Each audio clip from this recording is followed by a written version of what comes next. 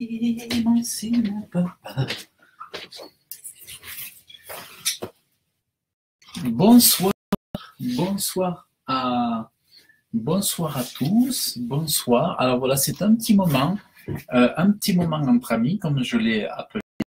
Voilà, je souhaitais passer un petit moment avec mes frères et sœurs en direct ou en streaming, pour ceux qui seront là un peu plus tard. Alors, en fait, je vais commencer par lire un passage d'un livre que j'aime énormément pour te bénir, pour te faire du bien en ce 1er mars. Alors, je commence la lecture.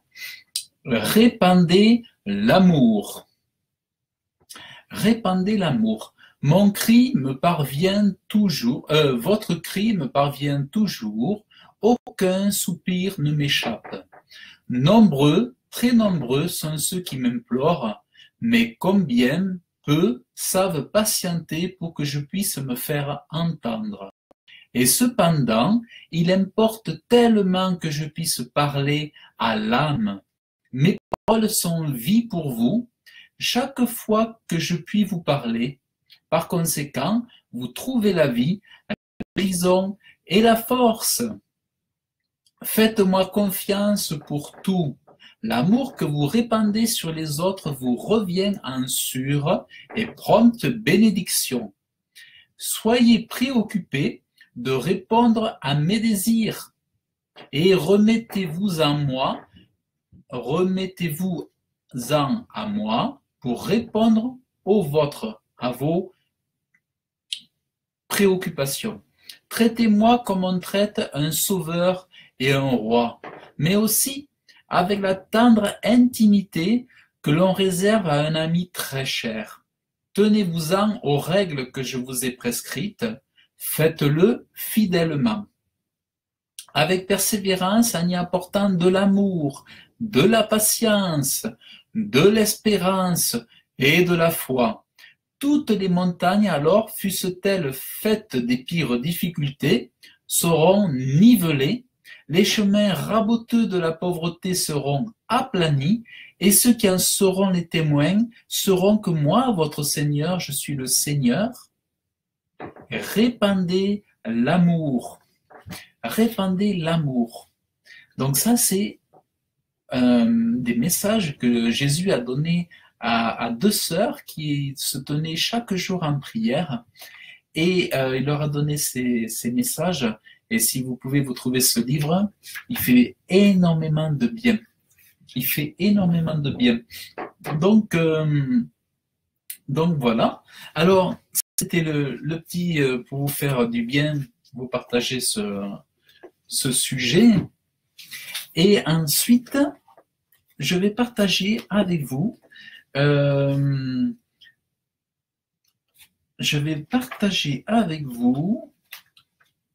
un thème qu'on appelle les afflictions sont nécessaires ou les afflictions nécessaires. Alors en fait, souvent on se plaint, admettons, des afflictions, on se plaint des difficultés, on se plaint de nos problèmes, tout ça. Mais en réalité, Dieu nous a dit, vous aurez des afflictions. Vous aurez des afflictions. Alors on voit que les afflictions sont nécessaires. Alors, je vais prendre la parole de Dieu et nous lisons, on va lire dans 1 Pierre, chapitre 1, versets 6 à 7. Tout en étant affligé maintenant pour un peu de temps, par diverses tentations, si cela est nécessaire, afin que l'épreuve de votre foi, bien plus précieuse que celle de l'or qui périt, et qui toutefois est éprouvée par le feu, soit trouvée, tournée à louange et à gloire et à honneur dans la révélation de Jésus-Christ. La tentation, donc, c'est l'attrait vers une chose défendue, interdite, et un mouvement intérieur qui incite au mal. Et ce qui est tentant, c'est ce qui nous fait naître en nous un désir, une envie. Et ces tentations sont aussi des afflictions, parce que quand on y tombe dedans, on est affligé de s'être laissé abandonné et d'avoir succombé à ces tentations. Lorsque la tentation, lorsque l'affliction ou lorsqu'une tentation aussi abandonne, eh bien, on en sort affligé, d'où les afflictions. Et donc, on peut être affligé par des problèmes, des situations, mais quand on tient ferme devant Dieu, en ne sombrant pas dans la chute, dans ce qui nous est donné ou proposé qui déplaît à Dieu, lorsqu'on ne s'y engage pas, eh bien, l'affliction, lorsqu'on en sort vainqueur, on en devient beaucoup plus fort, beaucoup plus fort. Bonsoir Nathalie. Donc, alors, on voit dans 1 Pierre chapitre 2 verset 19, « Car c'est une chose digne de louange si quelqu'un, par conscience envers Dieu, supporte des afflictions, souffrant injustement. » Donc, les afflictions, c'est pas parce que vous avez mal fait. En fait, vous avez des afflictions et c'est vrai que c'est injuste. Il y a des injustices envers vous, il y a des afflictions qui vous tombent dessus, qui s'acharnent sur vous jour après jour. Et ce sont effectivement, Dieu le dit, ce sont autant d'injustices envers les enfants de Dieu. Mais ces afflictions sont connues de Dieu et Dieu les avait même, il savait à l'avance que vous auriez des afflictions. Donc il n'a pas dit qu'il épargnerait ses enfants de toute affliction, mais qu'elles seront là. Et il dit même c'est une chose digne de louange, c'est-à-dire si tu es affligé, ma sœur, mon frère, c'est digne de louange. Autrement dit, tu peux rendre gloire à Dieu lorsque tu es affligé, parce que c'est le lot de ses enfants. C'est-à-dire qu'on est sur la terre pour ressembler Jésus, pour ressembler à Jésus. Et qu'est-ce qu'a eu Jésus, lui qui était sans péché? Il a eu des afflictions. Et donc, c'est pour ça qu'il faut rendre grâce à Dieu quand tu as des afflictions, et c'est un bon témoignage, c'est la manifestation, je dirais, que tu es dans le bon royaume, que tu es enfant de Dieu.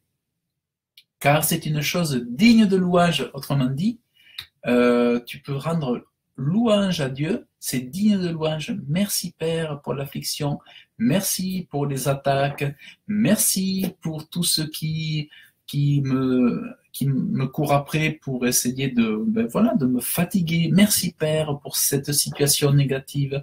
Merci mon Dieu, je te rends grâce parce que, il est dit, c'est digne de louange. Autrement dit, n'est pas digne de louange uniquement ce qui est positif ou ce qui paraît être une promotion ou être quelque chose qui fait plaisir. Des fois, ça peut être justement quelque chose qui fait pas plaisir, mais en réalité, c'est digne de louange et tu peux dire à Dieu, merci mon Dieu, parce que ça veut dire quoi? Que derrière, tu es digne en tant qu'enfant de Dieu de souffrir comme Jésus-Christ a souffert aussi.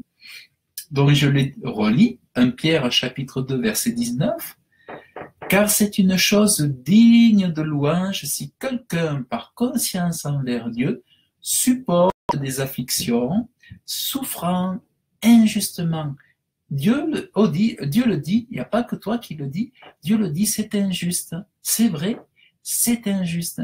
Mais c'est vrai aussi que quand Jésus a été attaqué, c'était injuste. Quand Jésus l'ont tué, c'était injuste. Mais toi, comme quand, je me souviens, les disciples se sont fait persécuter, ils sont revenus comment? Est-ce qu'ils sont revenus tout tristes? ils sont revenus en chantant, joyeux. Ils sont revenus joyeux.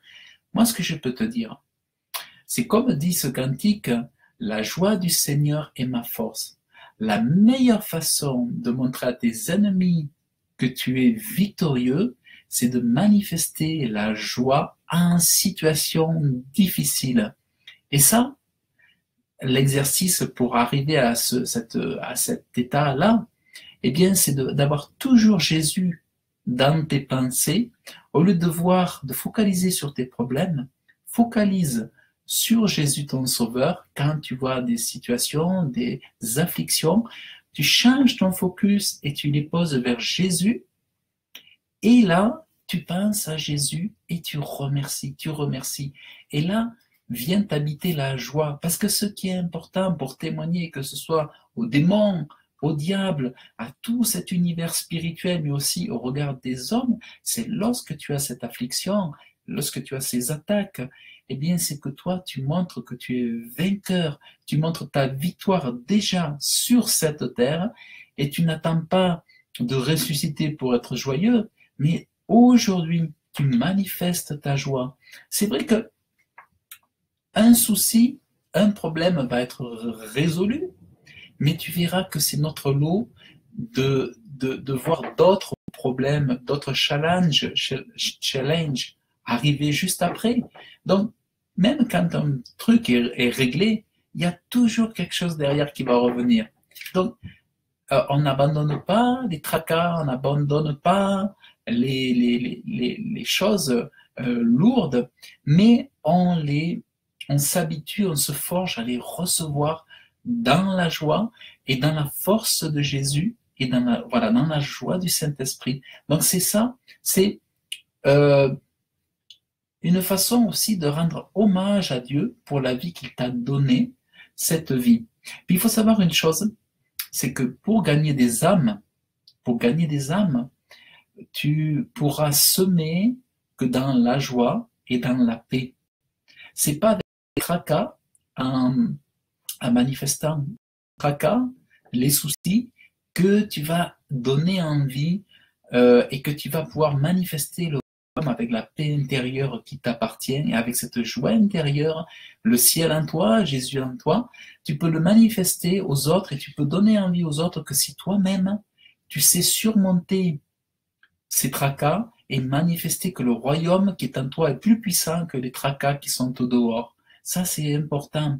Parce que les hommes aussi, ils ont des problèmes. Il n'y a pas que les enfants de Dieu qui ont des soucis, des combats, des situations à faire évoluer. Mais nous sommes appelés à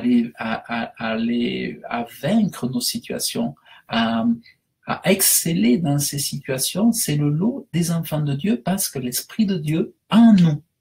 Donc, tout ça pour dire que c'est vrai, Dieu voit tes soucis, Dieu voit tes tristesses, Dieu voit comment tu regardes, comment tu vois le mal autour, tu vois le mal, tu vois le cœur des hommes. Mais le voir ne changera rien. Ce qui est important pour toi, c'est que tu te réjouisses de ce que tu es sauvé. Tous les hommes sont pécheurs, ça tu le sais, mais ce qui est important, c'est que toi, tu voyes le bon côté dans les hommes, ce qu'ils ont de bon en eux, que le Créateur a créé l'homme avec des bonnes choses, et vois le bon côté de l'homme au lieu de focaliser sur le mauvais côté de l'homme, et toi, réjouis-toi du jour qui t'est donné, de la vie qui t'est donnée, pour manifester pleinement le royaume de Dieu dans la paix, dans la joie, dans l'amour.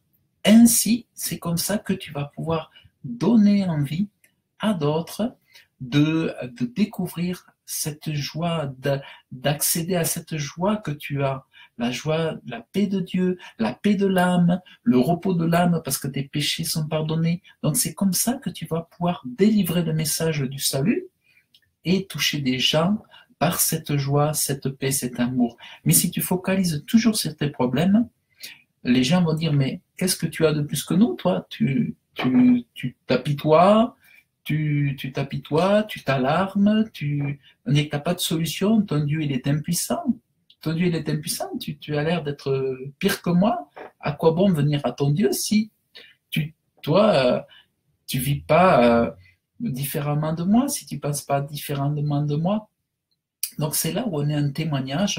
On ne sera pas un témoignage lorsqu'on sera enlevé, on est d'abord un témoignage sur cette terre pour manifester aussi l'enthousiasme, c'est-à-dire cette flamme éternelle en nous, cette joie. Pensez bien que le royaume de Dieu, c'est la paix, la joie, par le paix, la joie, la justice par le Saint-Esprit. Ça, c'est vraiment très, très important. Donc, vraiment, moi, je vous encourage à remettre vos fardeaux, vos soucis, mais surtout, je relis 1 Pierre, chapitre 2, verset 1 Pierre, chapitre 2, verset 19, car c'est une chose digne de louange si quelqu'un, par conscience envers Dieu, supporte les afflictions souffrant injustement. Oui, c'est injuste, mais ça a été prévu comme ça, Dieu l'avait prévu d'avance, et c'est pour que tu sois trouvé digne.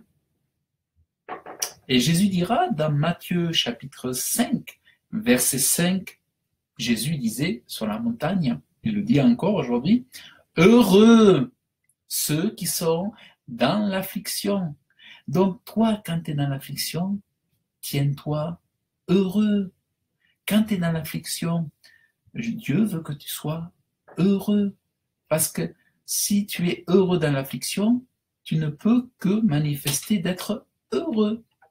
Si tu es dans l'affliction et que tu es patatras, tu n'es pas heureux. Tu ne manifestes pas le heureux et tu n'as pas la compréhension que tu es heureux. Moi, je vois, quand j'étais dans mon travail, mon dernier travail en tant que salarié, j'avais des afflictions. Mais alors, des afflictions, tu ne peux pas imaginer. Ils ne comprenaient pas. J'étais attaqué, méprisé. Et moi, j'étais quoi? Heureux. Et ça, c'était mon arme de guerre spirituelle redoutable. C'est-à-dire, ils auraient souhaité que je sois triste, que je sois malheureux, qu'en m'attaquant, que je finisse par être malheureux, que je finisse par être la tête baissée, tout. Non, jamais. Moi, je disais, la joie de mon Dieu, c'est ma force. Et ma force, c'est la joie, c'est la joie. L'arme pour repousser la tristesse du méchant, c'est la joie. C'est vrai que je pouvais être souvent triste en me couchant, une fois la journée terminée, dans la prière, en confessant à Dieu ces situations, mais toujours devant les hommes, face à l'adversité, manifester cette joie, cette grâce qui descend du ciel et qui est sur nous, dans nos vies, pour dire à l'ennemi, quand tu m'attaques, moi je ne suis pas triste, comme ceux qui pourraient être tristes, qui ne sont pas enfants de Dieu quand tu les attaques. Mais moi, quand on m'attaque, je suis heureux. Alors je pourrais vous dire, c'est un secret, mais en fait c'est une révélation quand on comprend que l'affliction nous met dans une béatitude, dans une atmosphère de joie, heureux quand tu es affligé. Moi, je me rappelle, j'ai eu des situations que ça m'a vraiment fait très, très bizarre. Je me suis retrouvé un jour à la rue, j'avais plus de travail, je savais même plus où j'allais mettre, je savais même pas où j'allais mettre mes meubles, j'ai dû quitter ma maison. Et à ce moment-là, je suis devenu heureux de tout perdre. J'étais heureux. Et j'allais chez des amis, je me rappelle, on partait là-bas pour faire des réunions de prière, et j'allais là-bas pour me rassembler, tout ça, passer un moment avec eux, et j'y allais avec une joie, je leur disais, je ne sais pas ce qui m'arrive, est-ce que je suis fou ou quoi? Mais c'est quand il m'arrive des trucs qui devraient être pour le commun du mortel, qui devraient attrister, qui devraient effondrer les gens, et bien moi c'était tout le contraire, j'étais heureux que ça m'arrive. Parce que, au fond, en arrière-plan, je savais que c'était aussi lié à ma situation, à mon état d'enfant de Dieu. Et comme Jésus le disait, que je savais que Jésus l'avait dit, je disais, ah, mais je suis heureux. Et en fait, inconsciemment aussi, puis c'était le royaume en soi, en moi, qui me montrait qui me disait, tu vois, quand tu es affligé, je te donne le bonheur pour que tu surmontes toutes les épreuves. Je t'envoie en toi cette paix intérieure, je t'envoie en toi cette joie intérieure, de manière que dans les afflictions, tu les dépasses, tu marches au-dessus des afflictions, comme un aigle, tu passes au-dessus de tous ces problèmes et tu les dépasses, et tu les survoles, et tu les vis dans la joie, tu ne les vis pas dans la tristesse. Et ça, c'était vraiment, j'ai vécu plein de situations comme ça, qui étaient extraordinaires. Donc, quand tu as des afflictions, dis-toi qu'elles sont nécessaires, mais non seulement, c'est ça qui t'amène dans une autre dimension de la manifestation du royaume de Dieu en toi, Jésus-Christ en toi, le Saint-Esprit en toi, la paix, la joie, la justice par le Saint-Esprit. Ça, c'est le royaume de Dieu. Et l'affliction te permet de ressentir. Parce que même dans ces émotions, au-delà des émotions, ton âme, ton esprit, ton être, parfois tu peux tressaillir, même ton corps peut sentir le royaume venir te combler en toi. Donc, c'est vraiment quelque chose qui est généralement, comme dit Jésus, heureux ceux qui sont dans l'affliction, car ils seront consolés. Donc, je dis qu'en tant qu'enfant de Dieu, il est préférable de passer par ces afflictions, car ça montre qu'on est au bon endroit. Ça montre qu'en tant qu'enfant de Dieu, on se situe au bon endroit. S'il n'y a plus d'affliction, il y a quand même un problème. Quand il y a toujours des afflictions, quand il y a encore des afflictions, c'est toujours bon signe. Donc, et c'est sûr que plus tu manifestes, plus tu témoignes, plus tu auras d'affliction. Plus tu témoignes, plus tu veux, comme dit certains, dévaliser l'enfer pour remplir le ciel, le paradis. Mais plus tu auras d'affliction, parce que plus tu vas témoigner, plus tu seras attaqué, mais plus tu seras heureux. Voilà. Donc, voilà un petit peu pour cela. Ça, c'est donc les afflictions. On voit que c'est pas du tout que négatif. Il y a bien autre chose derrière. Pour finir avec ce dernier verset, acte 14, chapitre 14, verset 22, fortifiant l'esprit des disciples et les exhortant à persévérer en la foi, en leur faisant sentir que c'est par plusieurs afflictions qu'il nous faut entrer dans le royaume de Dieu. Autrement dit, l'étape pour entrer dans le royaume de Dieu, c'est toujours de passer par la case affliction. Affliction te permet de rebondir dans la case ciel. Si tu sautes, il y a un problème. Mais à toi d'accepter avec joie de passer par la case et d'y passer par la joie du Saint-Esprit, et d'accepter ce plan de Dieu, car Dieu dit, mon plan, c'est de te faire rentrer dans le ciel en passant par l'affliction, et après, tu entres dans mon royaume. Donc ça, c'est vraiment de comprendre ça. C'est vraiment tellement important. C'est par plusieurs afflictions que tu entreras, que tu vas rentrer dans le royaume de Dieu. Donc, fortifiant l'esprit des disciples, les autres de la première église, des premiers temps, des premières années, exhorter les disciples à persévérer dans la foi en leur faisant sentir, comprendre, réaliser que on ne peut pas entrer dans le ciel en cherchant à échapper aux afflictions. Si on cherche à échapper aux afflictions, il y a des probabilités très grandes d'échapper, de rater la porte du paradis. Mais si tu évites les afflictions, tu peux rater l'entrée du royaume du paradis éternel. Mais si tu acceptes avec joie ces afflictions, sans te plaindre, sans glousser, sans critiquer, sans mépriser, mais pourquoi ci, mais pourquoi ça, sans les murmures, si tu acceptes le plan de Dieu, que Dieu nous dit, c'est par les afflictions que tu rentreras dans le royaume de Dieu. Si tu l'acceptes, eh bien, tu entres dans le royaume de Dieu. Donc, vraiment, réjouissez-vous de ce que vous serez affligés. Réjouissez-vous d'avance. Merci, mon Dieu, de ce domaine des afflictions lorsque je vais témoigner. Merci, mon Dieu, pour les afflictions, l'opposition, le maltraitement, les mauvaises paroles, les choses dans mon dos. Accepte-le avec joie. Et là, tu même devant Dieu, tu dis, ben voilà, j'accepterai les afflictions avec joie. Tu te le mets dans le cœur, tu te l'ancres dans le cœur en disant, j'accepterai les afflictions avec joie. Je les accepterai avec joie. Et là, vraiment, ça va changer. Voilà. Donc, eh bien, chers frères, chères sœurs, c'était ce partage pour ce soir sur les afflictions nécessaires.